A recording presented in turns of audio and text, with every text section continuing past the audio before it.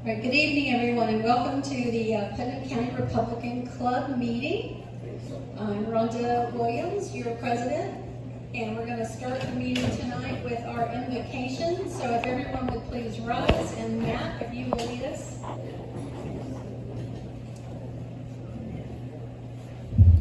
Everyone, please join me in prayer.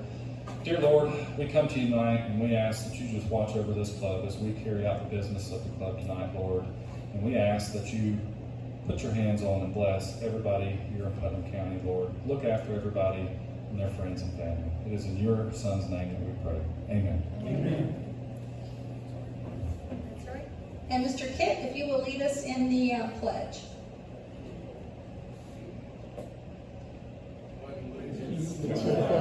The United States of America, and to the republic for which it stands, one nation under God, indivisible, with liberty and justice for all. Thank you. We have a fairly scarce crowd tonight. I guess the bad weather kept everyone away. So I don't know if anyone's checking. I know my weather station at my house says that we got just shy of 4 inches of rain out at the point. So I'm not sure what everyone else's indicates. But I'm hoping that this passes on. We don't have any wind so that we don't have any trees topple with the soggy ground. So I have too many trees that might do that at my house. So at this point we recognize our dignitaries. We've got Larry Harvey, County Commissioner, here tonight. Larry? Okay. And Matt Reynolds, who will be our guest speaker. And Dr. Excellency, Superintendent of Schools. I did have Charles Overturf send me a message that he would be in Crescent City tonight, installing B.J. Laurie in his new seat there at the Crescent City City Commissioners, and so he sends his regrets. Oh, and we have Mayor Jamie Watts. We like that. Sorry.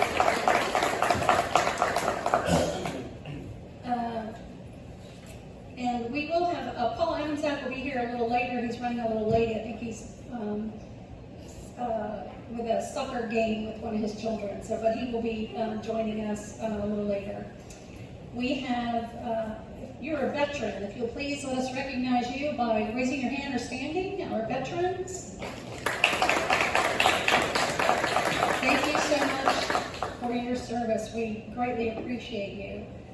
Do we have any visitors tonight? That you're a visitor with us this evening? All right. Great. What I'd like to do is take a minute, something that we rarely do, and talk about our friend Danny Martinez, who has passed away. He was truly a great citizen of this county. And a lot of people said they weren't aware that he was a member of the club. He's been a member of this club for a number of years. He would brave the weather. If you guys remember us meeting at Crystal Cove and the rain we had the time where everybody was knee deep almost in water, and he braved that storm. And it was then that he said, we got to find a better place to meet. And we agreed. You know, we had no air conditioning, no heating, we had the elements. So now that he's passed, let me just tell you that Danny Martinez paid for half the bill for us to be in this facility. So to date, he's paid a little over $3,000 for this club to be able to meet in this facility.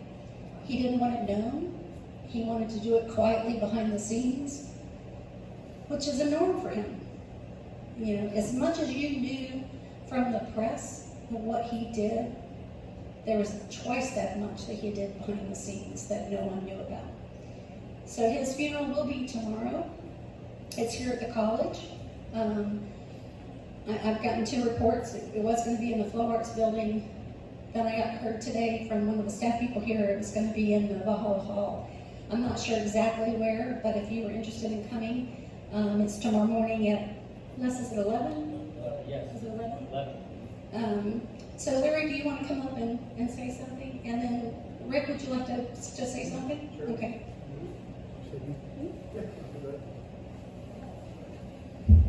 You know, I'm sure we all have our Danny Martinez story.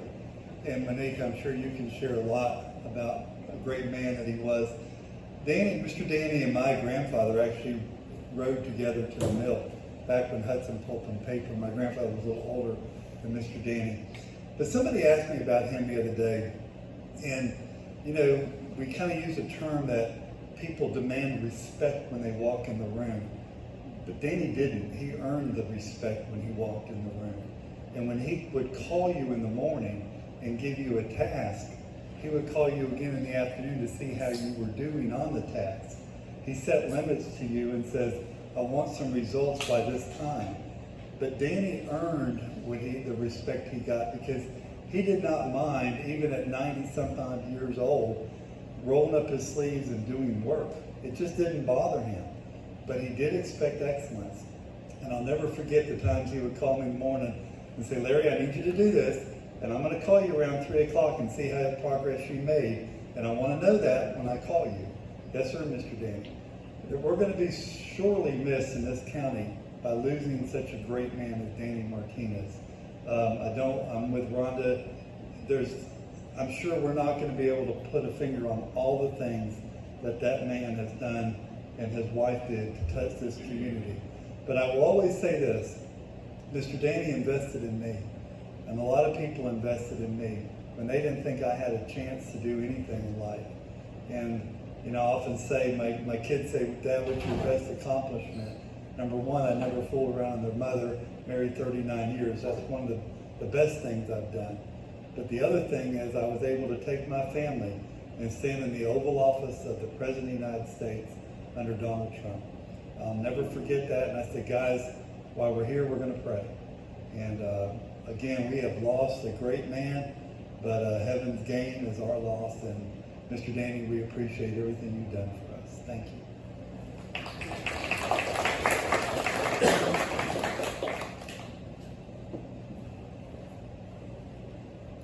Thank you, Rhonda. I just want to say Danny's been a role model for me. Forgive me, I have laryngitis. But I think what Danny's left behind is probably going to be bigger than his life because he's really left a legacy. The work that he and Miss Katie did will continue to pay dividends for generations. And he just showed me somebody that's 95 years old and has the energy and the drive that he has. I think that really speaks to all of us that we have a lot of years to go that we can pour into this community. So I will really miss Danny. Danny actually stood up in this very building and talked about, you know, the ways that we can continue to build our community.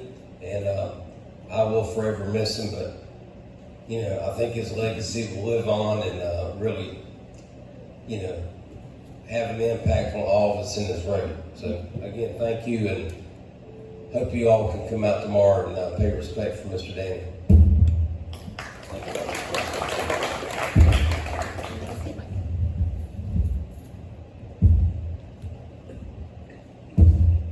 I'm short, so when Matt gets up here, it'll be a different story. So please, tomorrow morning, 11 a.m., here at the college, if you have the time, please come and pay respect. So with that said, we're going to move on into our program, and so I'm going to invite Yoma to come up and make introductions.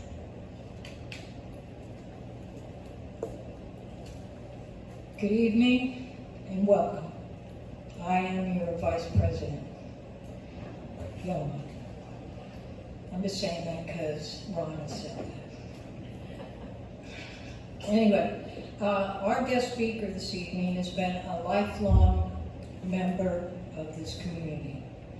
And he was elected in 2020, and he graduated from honors from Palatka High.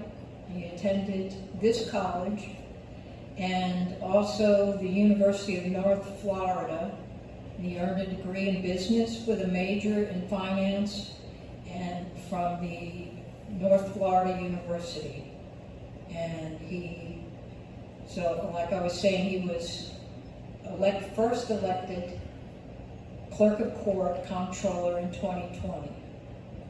And he's had a lot of experience in that area. And he and his wife live in Palatka with their 2 little kids, a little boy and a little girl. So it's my honor to introduce Matt Reynolds.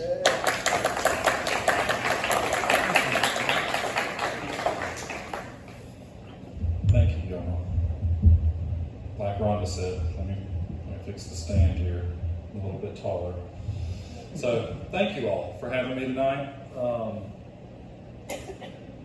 I really appreciate the opportunity to come and speak to the club. It's been a couple of years, I think, since I spoke to the club. Last time was in 2021, a couple months after I'd taken office, which was January of 2021. What I'm going to plan to go over tonight is general update of the clerk's office, as well as presentation of it's called a popular annual financial report, and everybody should have at least one copy kind of near them to look at, but I have plenty of other copies up here if anybody wants to have a copy to take home. So I'll go ahead and get started. This first slide is called What Does the Clerk Do? And I know a lot of you probably that far out can't see that well, so I'll read some of the information off of it and talk a little more about it. The official name of the constitutional office that I'm in is the Clerk of the Circuit Court and Comptroller. So the clerk is actually responsible for over 1,000 different constitutional and statutory functions and duties throughout Florida statute. Were referenced over 1,000 times. I included this handout that says Constituent Services Guide. The Clerks Association recently put this together, and it basically summarizes most of the duties that we are responsible for. Again, if anybody wants a copy, I have more copies over here. I'm not going to belabor the point I have many more slides talking about each one of these different functions, but I'll touch on them real quick. So, even though I'm clerk of the circuit and county court, I'm also recorder of official deeds. So for those of you who change property, when you come down to the office to file, get a mayor's license, those kind of things that have to be filed in the official records, that's for my office. I'm also ex officio clerk of the county commission. So I'm responsible for the minutes and keeping the records of the meetings of the board. I'm also accountant and custodian of county funds. So the Board of County Commissioners vote on how to spend the money, but they don't actually, their staff are not the ones that actually cut the checks or do payroll. My staff are the ones that cut checks and do payroll. That's a check and a balance that the state of Florida put in place many, many years ago. And I'm also county auditor. So I'm responsible for getting the audits done of all of the constitutional offices and then compiling that into the annual comprehensive financial report. Dr. Cerncy asked me a minute ago if I had any clerk jokes, and the only one that I can think of is one that I heard a while ago, and it's basically when you're talking about the 5 constitutional offices, everybody knows what the sheriff does, right? Law enforcement. Everybody knows what the property appraiser does. They appraise property. Everybody knows what the tax collector does. They collect your taxes. Supervisor of election, same thing. Well, the clerk of the court, they do everything else.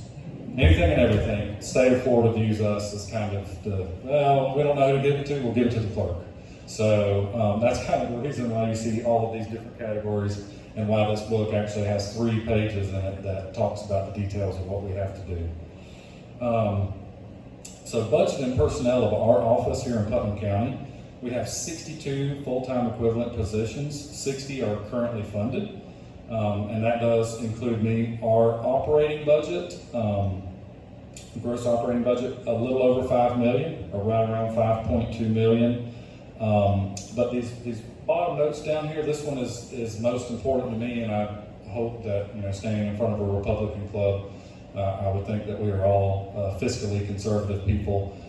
That is what I am through and through, as I am fiscally conservative. This was a number that I was very concerned with, is what is the net cost to Putnam County taxpayers? So in fiscal year 1920, The net cost to taxpayers was a little over 1.7 million, and this year, I'm estimating, we're running the final numbers now, the fiscal year just ended on September 30th, but we're estimating our net cost to be a little under 1.7 million. So in that time frame, over 4 years, I've managed to contain costs and actually operate the office at a lower net cost to Putnam County taxpayers.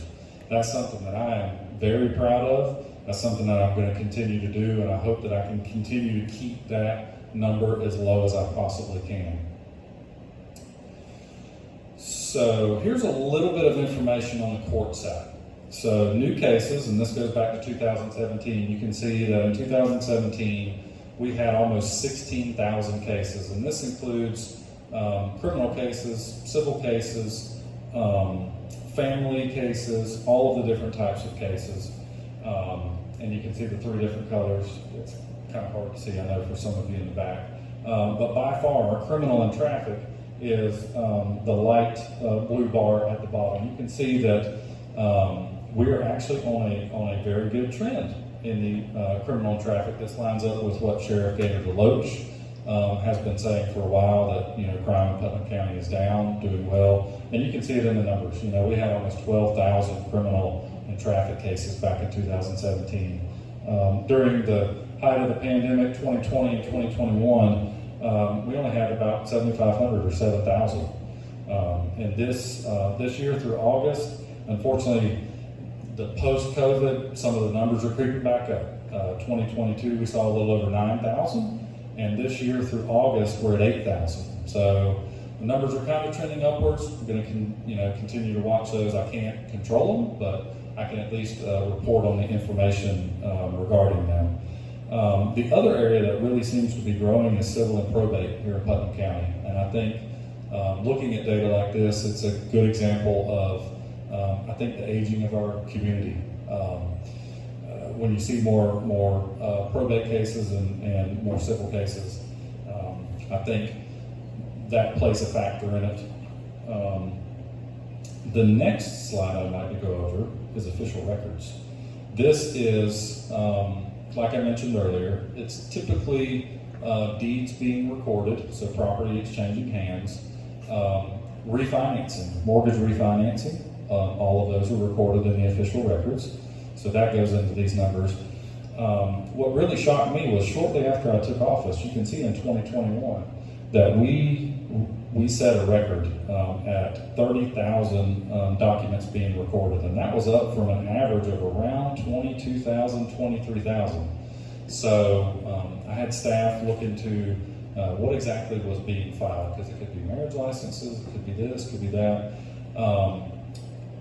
And it's primarily, from what I can tell, it's just interest in real estate in Putnam County. There seems to be a lot more real estate exchanging hands, a lot more interest in real estate in Putnam County. And you can see in 2022, we continued that trend. We were just over 30,000 official records recorded. We were, in 2022, Putnam County was one of 14 counties in the state that actually saw either the same number of official records or more than the previous year. The other 14, 9, 67, 53 counties saw a decrease in their official records volume. And in talking with other clerks, I talked with the clerk out of Okaloosa County. He said his official records volume had dropped off 60 to 70%. And it was a tremendous hit for him on his revenue side. He said he had to go back to his Board of County Commissioners and ask for additional money to continue operating. It was that bad. So I think, again, that's just more data, more evidence to support the attention and the interest in Putnam County that we have right now. Our numbers in 2023 through August, and these numbers are just through August right now, I don't have September numbers in there yet. We're going to trend down this year, unfortunately, but I think that's a byproduct of lending is obviously getting tighter, rates are obviously much higher, and we see that in the numbers this year. Next up, I'd like to talk about the popular annual financial report. I left at least one copy, maybe 2 copies on each table. Again, I have boxes of them up here if anybody would like to have a copy. What this report is is it's 24 pages, and it basically takes a lot of the information from the county's, it's called the Annual Comprehensive Financial Report. It's a really big report. If you're bored, or you want to have some late night reading or something like that, it will put you to sleep. Now, Commissioner Harvey's laughing because he knows they get a copy of it every year at the board when they accept it, and it's a pretty overwhelming report if you really don't know, have never looked at one. So the GFOA, which is the Government Finance Officers Association, it's a nationwide group. They have a program for these popular annual financial reports. They have an award program, and we're going to be submitting ours in future years to try to get the award.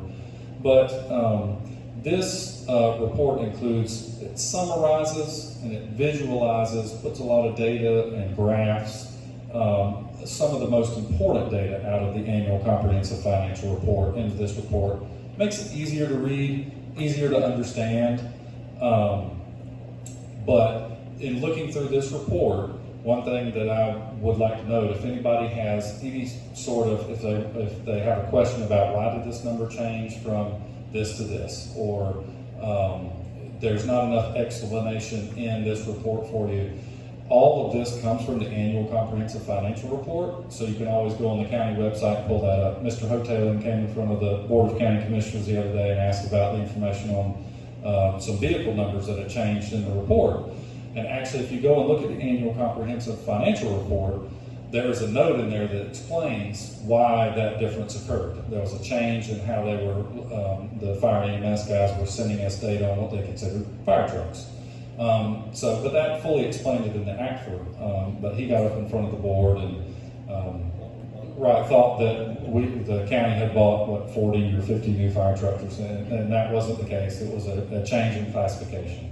But it didn't explain it in this. I'm going to obviously try to do a better job of. We're just trying to make this report very succinct and easier to understand. So again, if anybody looking through it has any sort of questions like that, feel free to ask me, or feel free to go and look at the Annual Comprehensive Financial Report, because it should have a lot more detailed information in it. The next thing that I'd really like to talk about, this is something that is becoming a very hot topic, especially in Northeast Florida. Northeast Florida is obviously one of the fastest growing areas in the state right now. We have a system at the clerk's office where you can register your, it starts off with an email and it asks you for your name. It's optional to put your phone number in, but once you enter that information, anytime something is recorded into our official records database that matches the name that you've entered, or a name similar to the name that you've entered, you'll get an email and you'll get a text message if you've entered your phone number. And this is kind of a way to try to prevent fraudulent deeds from being recorded. I can verify this has happened in Putnam County. There are currently investigations ongoing with deeds that have been filed in the past here in Putnam County. And what the fraudsters typically try to do is they look for typically vacant property. Sometimes they will go after property that people live in, but not very often, because that complicates the situation. So they typically look for vacant parcels of land, and they look for landowners that may own a lot of land. For those of you who own many different parcels of land, you know every year when you get your tax bills, there's a whole bunch of them. And if you're not keeping track of every parcel that you own, you may not notice that one of them, you didn't get the tax bill for it this year. And it may have been because somebody has filed a fraudulent deed and you're no longer the official owner of record. This system will help alert you to that fact that somebody has filed something in your name, and it can help you take action to reverse whatever it is that they have filed. So this is something that we've been putting a lot of focus on. Back in October of 2022, we did a joint effort between other Northeast Florida clerks, and you can see the picture of us up there. So John Crawford from Nassau, Brandon Patty from St. Johns County, Tara Green from Clay, Stacy Harvey from Baker County, and Jody Phillips from Duval County. We did a joint press conference and we stood up a website, and you see the links there, Clerks Against Fraud or ProtectYourFloridaProperty.com. Going to that website will show you the links to each of their county's fraud alert registration systems, because right now each county is responsible for their own official records. So there's not a centralized database to enter your email and your name one time and it covers every county in the state. So if you own property in varying counties, then you have to register in each county that you own the property in. This was an idea of Raymond Patty's out of St. Johns County, and he said he actually got the idea because some of his constituents were reaching out to him saying, hey, we were driving through Putnam County, we heard Matt Reynolds on the radio. I do radio ads on several different stations in town, trying to alert people to this fraud alert, and they were actually reaching out to him in St. Johns County going, you know, I own property in St. Johns County, how do I sign up for it? And so he had the idea to create a website that had the links for each county on it. We're hoping to grow this website in the future to try to make it more of a statewide database where you have the access for every county in the registration form. Another thing that we just did this year, we partnered with the Property Appraiser's Office. Thank you, Clay, and thank you, Tim. And we mailed what's called a buck slip with the annual trim notices to every property owner. Some of you, I mean, everybody who owns property in Putnam County should have gotten one of these, and it was included with the trim notice, and it talked about the property fraud alerts. I also added on there jury duty warrant scams and official record scams. I'll talk about those in a second. But this mailer alone, and I didn't include the graphic on here, but I got with our vendor that does our property fraud alert system to look at the number of new registrations that we got. And they actually sent me a very interesting graph. It went back to 2017 or 18. Had very little new registrations every year, 50 or less. And then in 2022, we had over 500. And then just this year, in August and in September, we had over 700 registrations solely due to the mailers included in the trim notices. So it's good. You know, we're getting the word out. We're getting more people signed up to try to protect their property. The two other scams that I'd like to bring up, if anybody ever gets a phone call from somebody claiming to be from the sheriff's office or from the clerk's office, and they're asking for personal information, or they're saying that they have a warrant for your arrest because you missed jury duty, that's not the case. So what you need to do, if you get one of those calls, call our office, call us directly. We are the ones that are responsible for summoning everybody for jury duty. And since I have been clerk, to my knowledge, there hasn't been a warrant issued for somebody missing jury duty yet. So just please keep that in mind. Also, if you, and Earl, I saw you in here earlier, there he is, Earl, you brought me one of these at a Board of County Commissioner meeting not too long ago, the official record scam. And it was from a company that sent you a mailer, and it basically said your property changed hands, or you put your property in a trust, or anything like that. These entities scrape our databases, and they find people that have changed, and they changed hands, and they'll send you a piece of mail, and they'll say, hey, if you need a certified copy of the deed that you just filed, we'll send you a certified copy for, what was it, $150 or something like that. It was ridiculously expensive when you can just come down to our office and for a minimal fee, a couple dollars, few dollars, you can get a certified copy of your deed. You can also get a copy of your deed, a non-certified copy of your deed on the Property Appraiser's website or through our office online, through the official record search at no cost if you need a non-certified copy. So everybody, please keep that in mind if you get those types of mailers. Here's something else that our office recently worked on. Commissioner Harvey, you'll remember this. Recently worked with the board on updating the investment policy. The board is the entity that sets the investment policy for county funds, and then I'm the one that is responsible for carrying out the actual investment program.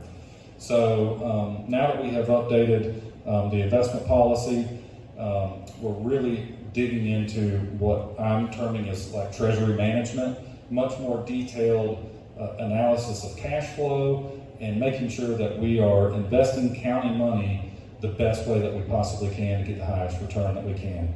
With rates as high as they are right now, we stand to make a substantial amount of money on the investments. And here in the chart, you can see from 2018 to 2022, the board has done a tremendous job at getting their investments level up. And had you seen years before, and I didn't include years before, 2017, 2018, and Commissioner Harvey will probably remember this, there was some tough times with the Board of County Commissioners and funding and whatnot.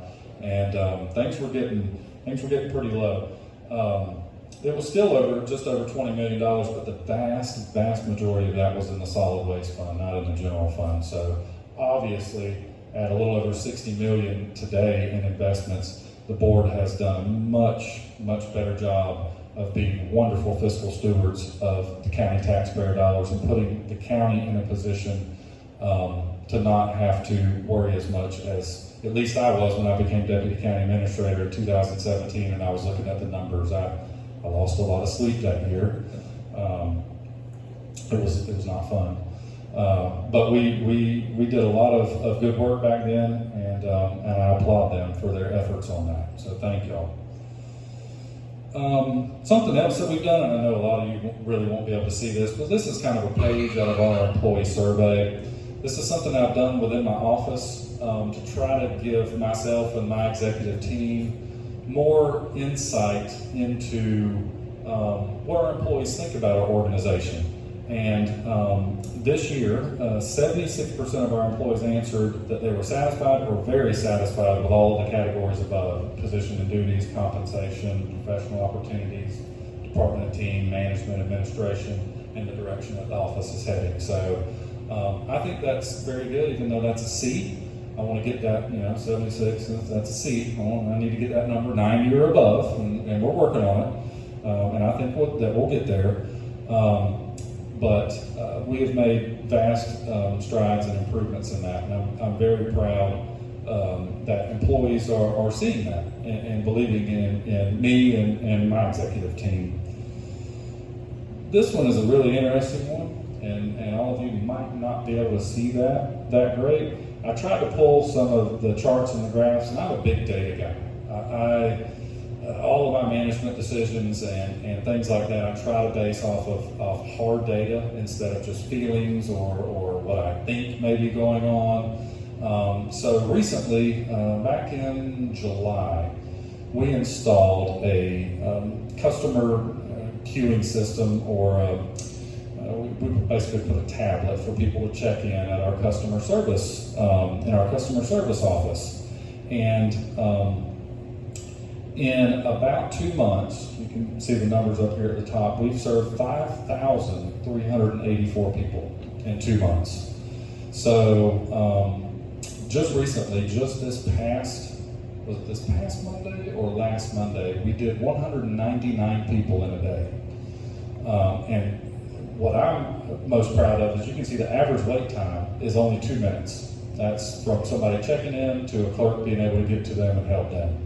So this system has really allowed us to hone in on what days are the busiest days, what days we need to try to ramp up staffing. Over here on the right, you can see each one of these blocks is Monday, Tuesday, Wednesday, Thursday, Friday, and then it's times of the day at the bottom from 8 a.m. to 5 p.m. And the lighter blocks are when it's busiest in my office. So you can see Monday mornings at about 11 to 12 or 10 to 11. If you need anything from my office, I'd recommend, but it's probably not a good time on Monday morning. You want to come like midweek or Tuesday afternoon or Wednesday middle of the day. It's much slower. Down here you can see also days of the week where we have our heaviest days in the green and the white. Monday is obviously the heaviest day by far.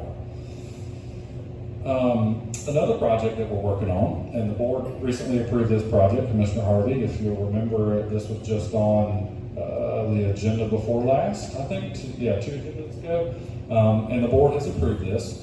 For those of you who know where the old Board of County Commissioner meeting room is, down in our tax deeds building, this is basically a layout, and we're going to take the old boardroom, the board has approved for us to do this, and we're going to turn it into a better customer service lobby. The one that we have now Functionally, it's not set up the right way to get people in and out, and we've made it work for now. But I think as we're really seeing the numbers ramp up on the customers that are coming in, physically coming into the office, I think this setup is going to do a much better job.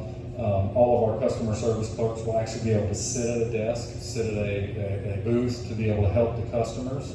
Right now, they have to get up from a desk and go to the front desk, and there's only 3 stalls, and so the clerks have to change out and move around and do things like this. So this is going to be a big win for us, and I thank the board for that, and I thank the board for agreeing and being able to see my vision of more of a one-stop customer service building. Because right now, tax deeds is in this building, so if you come down and you're doing something with tax deeds, you have to go over to this building, not our customer service building, and people get really confused. At least probably once a day I can run into somebody in the parking lot and they're standing around with something in their hands and they're like, I don't really know where to go. So hopefully doing this is going to make it much better. We can do a lot more signage. We can say, if you're here to see the clerk's office, come to this one spot. Current projects we're working on, and this will be upcoming, working on a transparency initiative. And so what that means is there's a company called ClearGov, and we're working with them to take the county's budget and the information, the actual expenditures of the county and the budget of the county, and it will be available for everybody to go and look at online. And it'll be in a more visual format, it'll be easy to see.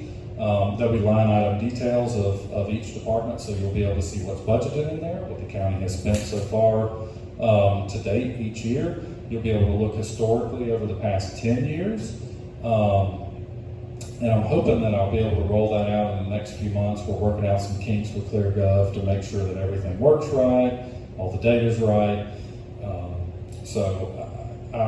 Once that is done, hopefully I'll be able to come back to the club and give an update and show everybody how it works. Another thing that we're working on is our tax deed auction software. Right now, we use an external firm. We're working on designing something in-house to be able to work with tax collector's office. I don't know that the property appraiser's office is. I think the tax collector is much more involved in that. Because right now the system that we're using is kind of double entry. They're having to do all of the entries in the external tax deed software, and then they're having to come internally and do all the same entries on our own internal system. So it is just not very efficient, and it costs about $70,000 a year for that tax deed software. So when we get this done and it's in-house, that'll be, as I mentioned earlier, fiscal conservative. I'm trying to save money wherever I can. That is one of our biggest operational expenses. So I'm looking forward to that.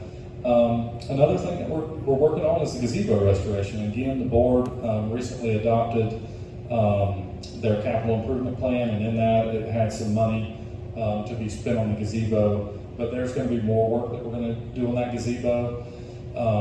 We do, and you can see it down here, we issued 400 marriage licenses, and we've performed 120 ceremonies. And there are a lot of people that come down with the clerks, and you go down to the courthouse to get married. And we have people that show up in their tuxedos and their wedding gowns and everything. You think most people just show up and dress up however you are, but a lot of people come down with their family and friends, and they're dressed up and they want somewhere nice to be able to have their ceremony. And so the gazebo, I think, is going to be a perfect place for that. And I know it'll be beautiful when we get done with it. Some of the future projects that we're working on is, and it says up here, electronic jury selection. And so any of you that have been in jury selection, in the morning you come into a big room, the judge comes in and they ask some basic questions. Are you 18 years old? Are you a resident of Putnam County? All of these basic questions. We went to Okaloosa County. They do that process online. They do that entire qualification process online. And if there happens to be a trial that they need to pick jurors for, most judges will say, well, I need 15 potential jurors, or I need 20 potential jurors, or 25 potential jurors. They don't need the whole 100 that we call in on a Monday morning. So Okaloosa does it all online, the first part of it, and then they get with their judges and they determine which judge needs how many potential jurors.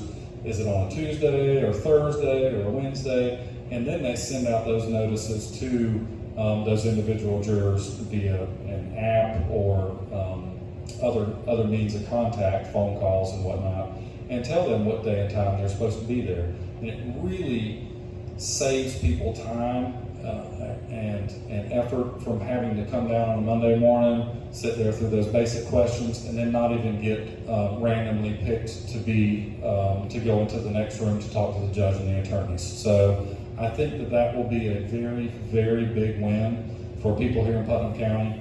It will inconvenience because, let me tell you, I saw it this past Monday morning.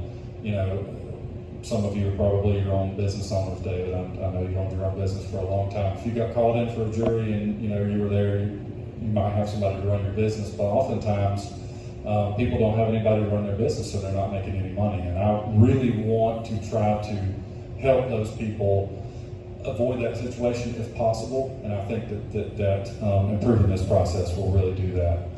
Another thing that we're going to be working on is something called an ambassador program. And it's basically like a volunteer program where former judges, former clerk staff, they volunteer and they come down and they help people. People that may have questions, things like that.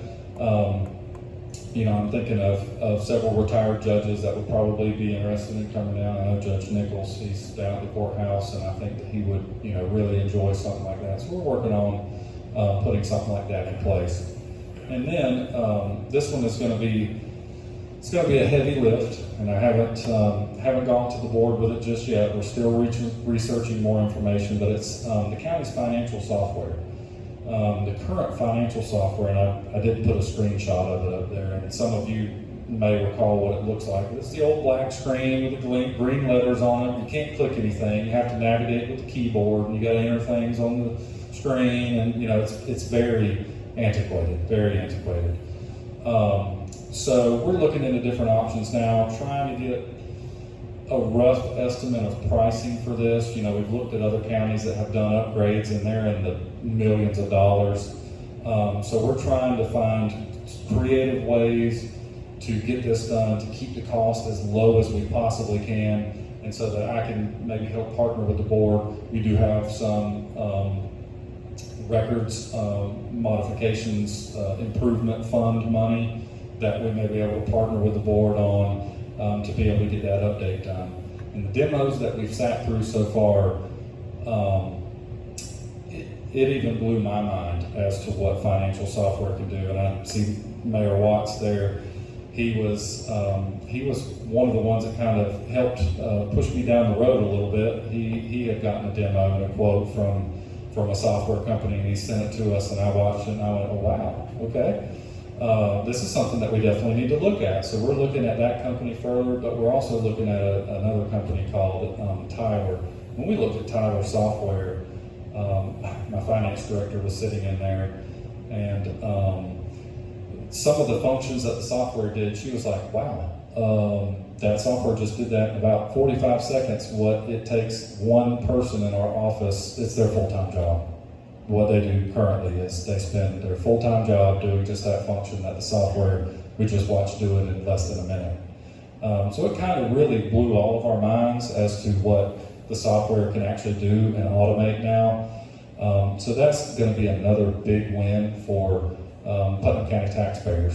More efficiencies, being able to reallocate resources to the areas where we really need them, customer service, and those sort of things. So I know that was a lot. Does anybody have any questions? All right. Well, that is all I had. Once again, thank you all. I know that is a lot. I have to touch on all 5 of those areas that my office works on. I apologize for it being a lot of information, but I try to get out as much information as I possibly can. So again, thank you all, and I appreciate it.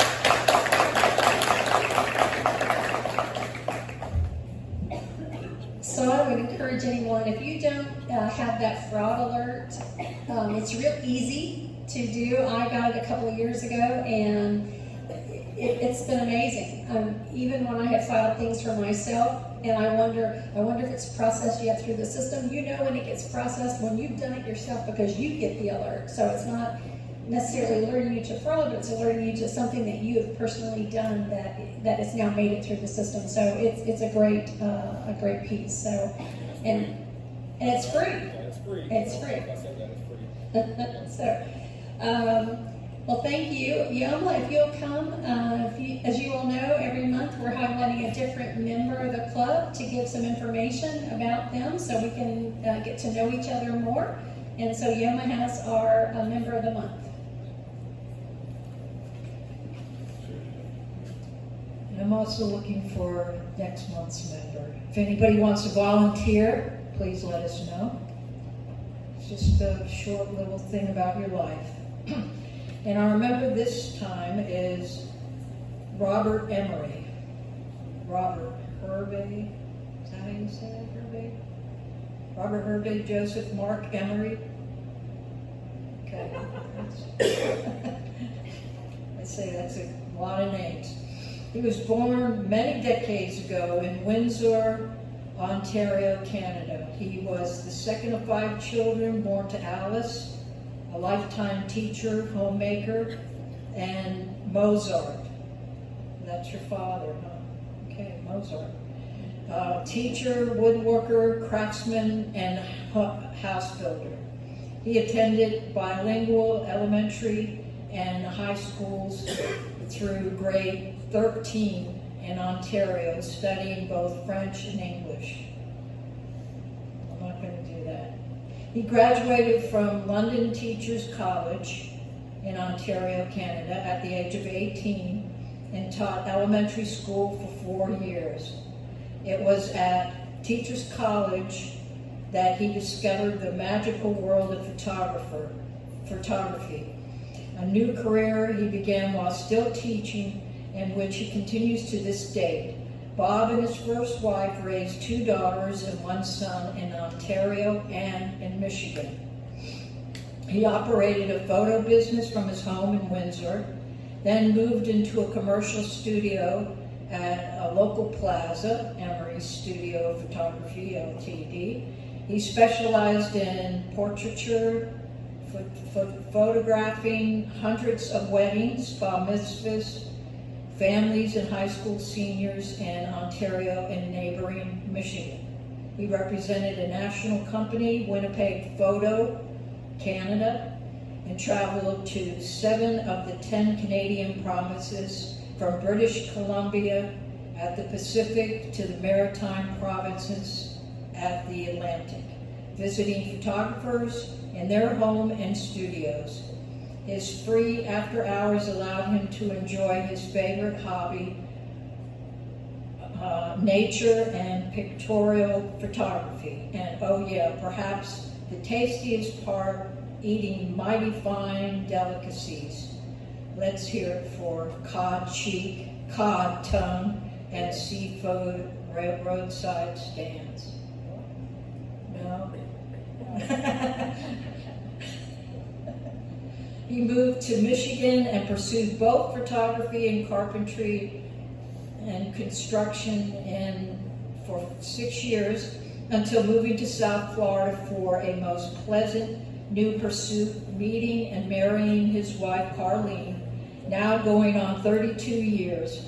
He became a dual citizen in 2003, thereby labeling him a Canuckian, a status he retains, although he's totally disappointed with Canada's current communist prime minister, of which I'll have to agree on that. He was a certified residential contractor in Florida, Emery Woodcraft, Inc., specializing in interior renovations. Bob now divides his time between his favorite charities, including Epicure Food Pantry, Feed the Need, and Habitat for Humanity. For the past 7 years, he has especially enjoyed working with the youngsters whom he has designated My Rascals. at Browning Pierce Elementary School in Satsuma.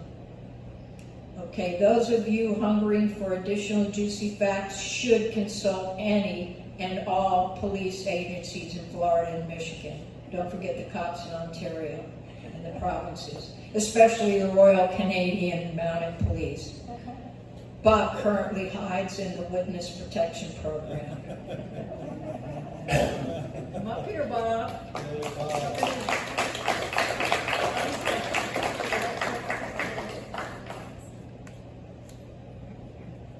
This is Bob, our photographer.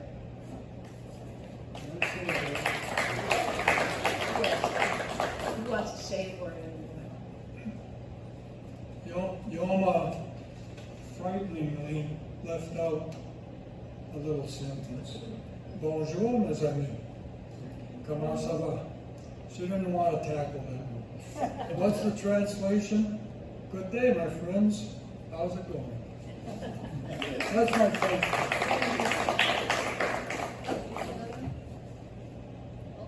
I'm usually that way. I know. Yes. All right. Thank you, Bob. You don't want that, right? Thank you, Matt, for being our guest speaker tonight. All right, let me share a couple of things real quick, and then we'll get back to the program. Earlier tonight, we had a couple of people who were interested in what's happening to the Republican Party, not just locally, but statewide and nationally. I think we all feel the rift going on within the Republican Party. It's sort of crazy, the things that are happening. Just when you think you've heard it all or seen it all, something else happens. Our group here, this coming year, 2024, we will be, because next month we'll have our guest speaker, December is our Christmas party. So starting in January, we're going to be having a series of meetings, and at each meeting we will be talking about the local and the state and the national political scene. And so we can have some speakers. We can have some speakers come in from the RPOF, which is the Republican Party of Florida, and talk to us about some of the things that are happening and some of the things that they're putting in place. We'll have the candidates who are running for offices come and talk with us so that you can not just read about them in the newspaper or read about them on their Facebook page or their website, but you can see them and hear them live and in person and be able to make a decision. So we're scheduling those people now. We've reached out to a number of them, so I think you'll know we have a number of them in the audience today. We've got Jamie Watts, who's running for Bobby Payne's seat for District 20. We've got Les Sims, who's running for County Commission.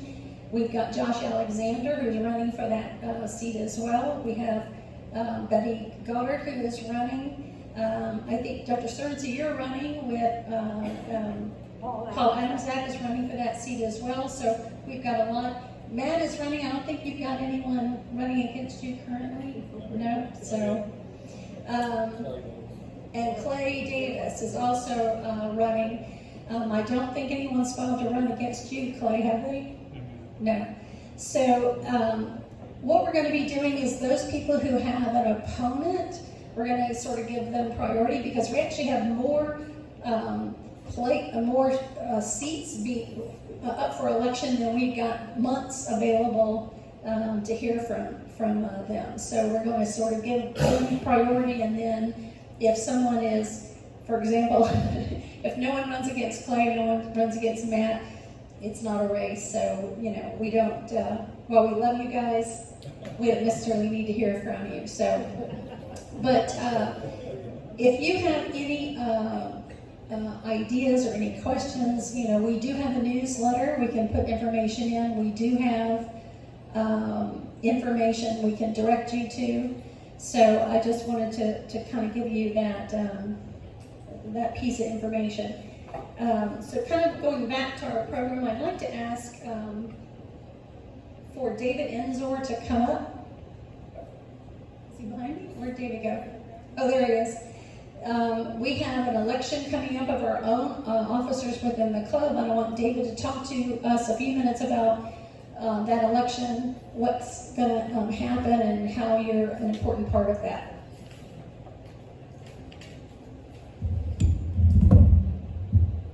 Okay, our club elects officers every year, so the term of office is only for 1 year, and November is the month that we have the election, so that is next month. We have 4 offices that are elected. That's president, vice president, treasurer, and secretary. And if anyone is interested in being an officer of this club, you'll need to have someone nominate you next month at our meeting next month, and second your nomination to be eligible to be in the election. If you are interested but you want more information about the different offices, please see myself or Wanda or one of the other officers, and we'd be glad to answer your questions about that. And we're always looking for new blood. So, any questions? Thank you. So I'm going to add a couple of things. So that we want it to be as fair and as possible, we actually have had a discussion at the board level, and Buddy Goddard, who's our treasurer, and Les Sims, who is a board member, will not be available to be elected for next year. They will come off of the board, so we will need at least the treasurer's seat filled. The seat that Les has been holding, which is a board member, is the seat that actually gets appointed after the board is elected, and so it'll be an appointed position come January. So if you're interested in either one of those, or if you're interested in the treasurer position, also let us know, and then next year we'll appoint the other position. It's also important we have a quorum. So David, what do we need for a quorum? 20%. So 20% of the membership, and our membership right now is 185 or 6 or 7. So what's the 20%? 37. So we have that here tonight if we were having the elections tonight, but we're going to need that number or more next month. So please be here next month. Drag somebody you know with you, and let's make sure that that we have the proper number. Membership dues are, as a club, what happens is that every year we start over again in January with 0 members, and when you pay your dues and become a member, then the club builds again. So it's been a challenge, but it's been one that we've loved, and so we're really happy with the number going up to 187 this year. And we believe that we're going to have even more members next year, with it being an election year. I'm going to try and hold off about RPOF. I'm hoping Paul makes it here soon. If he doesn't, then we'll wrap it up with some changes that are happening at the state level. Everyone is having upcoming events. Everyone's having a yard sale. Yoma, if you'll see Yoma, she's got a volunteer list. If you can volunteer to work with us at that event, if you've not been there, come work the booth for an hour or so, and then go wander the path and check out all the good sales. There's probably, I don't know, hundreds of vendors that are there, and so it's really a fun time. We're going to be having our signs, Vote Republican. Please know that any one of you who would like one of those signs for a donation, please pick one up and take it out of here tonight. We also have petitions. If you've not signed petitions, we have petitions over here tonight. I think we've got petitions for Les, for Buddy, for Josh. Who else do we have? Matt's petitions. Clay's. So please, I don't think Dr. Sorensen, you didn't bring any, no? Jamie, did you bring any petitions? Yes, okay. So please stop by over here on your way out tonight and sign the petition if you haven't done so. The Christmas party.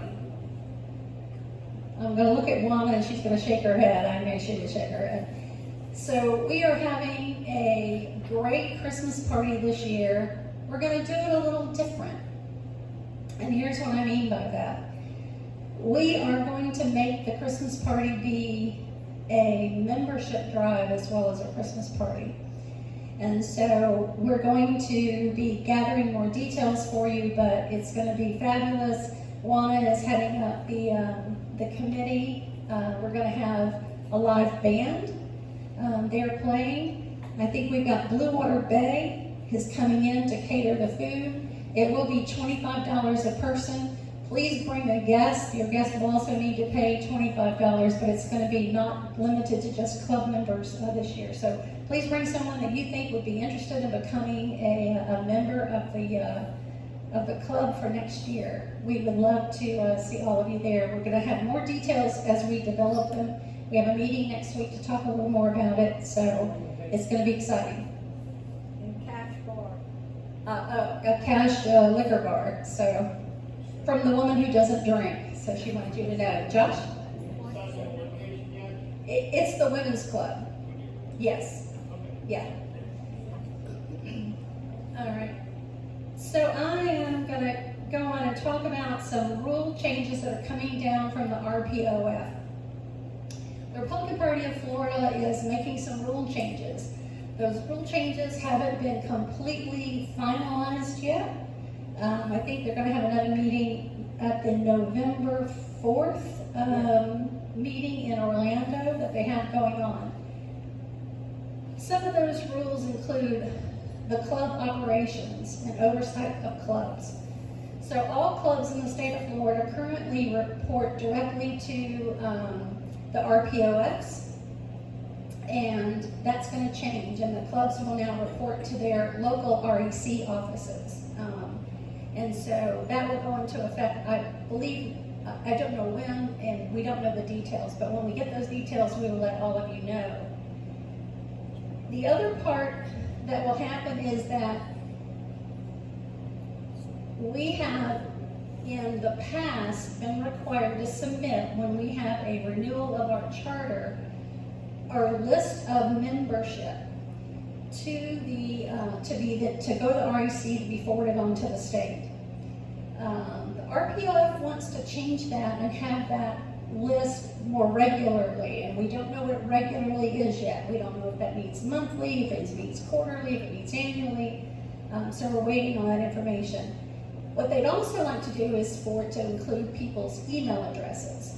If you're not on the email address list for the RPOF, my strong suggestion to you is you get on that list, because there's a lot of good information that comes from the RPOF about what's happening and the Florida Republican Party's stance on that matter. So if you really want to keep up to date on what's happening at that level, I suggest you get on that list. Now, I say that because what they're going to be requiring that we do is to include with the list your email address. We've always committed that your email address is safe with us. We don't forward it on, we don't sell it, we don't do anything with it. So here's my suggestion to you all. Let us know if you oppose having your email address distributed, even if it's to the RPOF. One thing you can do is create yourself a new email address that you use just for that purpose, just for the purpose of political information. So that'll kind of segregate your email. So if you're wanting to have your email separate from your Amazon account, for example, that's something that you can do. But let us know if you have any opposition to having your email address submitted to the RPOF. I suggest you get a lot of valuable information if you allow us to send your email address on. The last is, as we all know, there's been issues in the past with the Democratic Party enrolling people into the Democratic Party. And it's from what they call third-party what's it called, third party, I think you do, trying to think, like a third party vendor. And we've been able to do that. So as you all know, at like the county fairs, we could have our booth and we can have somebody come up and they'll be an independent and they'll not be registered to vote. And we can register them. Now though, what's happened is that those of us who are a member of our local REC, and there's a number of us in the room who are, we've all voted to not do that any longer because the ramifications are, if it's not done exactly right, then there can be huge fines that come down. So what we're going to be doing is not handling that anymore. What I'm asking is that if any of you have a numbered registration form that you've gotten from the Supervisor of Elections office, please turn those back into Charles. Now you can get blank ones, and you can have people fill out a blank, give them a blank one as they fill this out and turn it into Charles. But if you've got a numbered document, because that number is actually the number for our REC, please turn those back in and don't use those any longer. So, any questions on that? Yes, ma'am. I'm a little confused. You said with our emails, is it the REC or the RPOF that wants to get our membership rolls? It's the RPOF that wants they want the information in order to get information out to the Republican Party. But you said to go to the RPOF and sign up. What's the difference? If you want, the rule hasn't come out yet, so we don't know what it is. So if you were interested today in getting information from the RPOF, and information comes out actually from Christian Ziegler, then you could go out today and sign up online with them. If you don't sign up, or you don't have the time, or you forget about it, then you can just wait, and when we send our rolls in to them as to how many people are in this club, then they're going to automatically start sending you information about what's happening. For example, a few weeks ago, because I'm signed up, I got an invitation to be on a Zoom call, and Christian Ziegler was doing a podcast, and I was allowed to be on a Zoom call and listen into the podcast, and then you could type in questions, and then he would ask his guests, and he has a different guest speaker with every podcast, and so you could be a part of those if you'd like to. So it's very informative, and it gets you engaged at a different level than you are just locally. Okay? Yes, ma'am. Second question, you said that it looks like, starting with whenever, that we will be under the REC, correct? Correct. To what degree will they be overseeing this club? We don't know. The rules haven't come out yet, so we don't know. But as soon as we do, we'll let everyone know.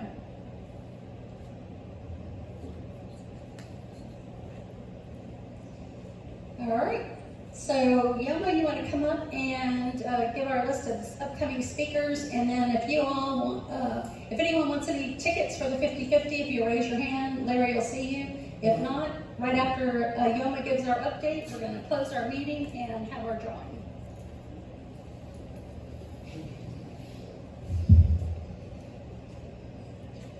Okay, next month, we are going to have as our guest speaker, Gator Deloche and Colonel Wells. And then, of course, in December, we have our Christmas party. That will be December 14th at the Women's Club. Then in January, as usual, the fast-talking Julian Young, the assistant administrator of the county. And also, because she talks so fast, we've got J.R. Grimes. He's the Deputy County Operations Administrator. And finally, in February, Charles Overturf, and that will be a very timely spot for him to be speaking. Charles will be speaking in February, and of course, in March, we'll be having the presidential primary. March is kind of open because our Jamie Watts over there changed his He changed his mind or whatever. He'll be here in May, along with Judson Sapp. So in April, we got Buddy Goddard and Walton Pelliser. And then in June, of course I'm skipping around a little bit, so after Jamie Watts and Judson Sapp in May, we have Les Sims and Josh Alexander in June. And in July, we'll have Alex Sharp and Anne Marie Janusa, or I like to say Jen USA. And that's what we got. We got quite a bit of that year figured out so far. And once again, for the yard sale, please contact me if you need my card. You can call me. Because everybody says, oh, well, I have to check my calendar, it's at home. And so if you know you can make it on November 4th, that's the first Saturday of November, to the Pomona Park, everybody's yard sale, then please let me know. And just come hang out for a little while. And that's all I have to say. And I want to thank everyone for coming tonight.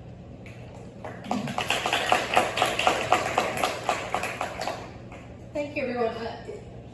Just so you know, I think Wanda just sent me a text message saying that Governor DeSantis has just declared a state of emergency in Florida because of the Israel-Hamas war. So I'm not sure what those details are. I do know that Paul had sent me, Adam Zek had sent me an email earlier saying that he was going to be held up, he thought, because he had a special call he had to have with the state regarding Israel. I'm assuming that's what he was doing as our state committee man. So please make sure to check your messages or your emails, or go onto maybe Fox News and see what's happening. So I'll be interested to read it myself. Anyway, thank you so much for coming tonight. We'll see you guys next month, and we're going to close the meeting and have our 50-50.